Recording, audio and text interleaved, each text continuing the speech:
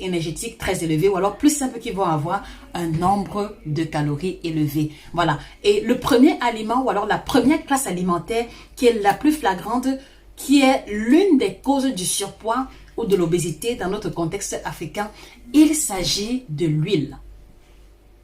Il s'agit de l'huile. Vous m'avez très bien écouté.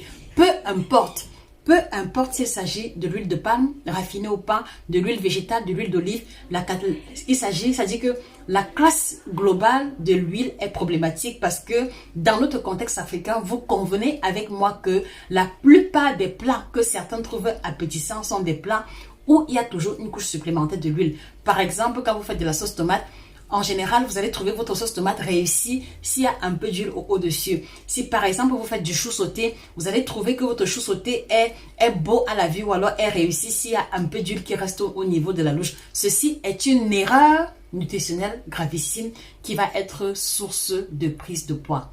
Et comment est-ce qu'on explique ce phénomène? Vous devez savoir que de toutes les classes alimentaires qui existent, chers téléspectateurs, la classe alimentaire des lipides, la classe alimentaire des corps gras ou des lipides ou alors des huiles en général fait partie de la classe alimentaire la plus riche en calories, la plus dense énergétiquement. Je prends un exemple concret. Alors, je prends un exemple concret.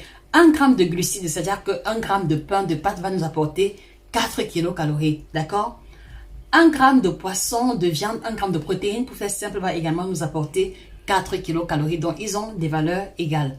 Mais par contre, 1 gramme d'huile, d'accord? 1 gramme d'huile d'olive, 1 gramme d'huile de palme, 1 gramme d'huile de colza va nous apporter 9 kilocalories, c'est-à-dire beaucoup plus, c'est-à-dire que 2 fois plus que la valeur calorifique des glucides et des protéines. Et donc, vous comprenez que même si l'huile surnage légèrement de votre haricot sauté, même si l'huile surnage légèrement de votre plat de héros, de coq ou alors de votre plat de placali, c'est déjà problématique parce que cela va déjà au-delà de vos besoins. Dans la mesure où même si l'huile surnage en petite quantité, vous ne devez pas perdre de vue qu'il est vraiment dense énergétiquement.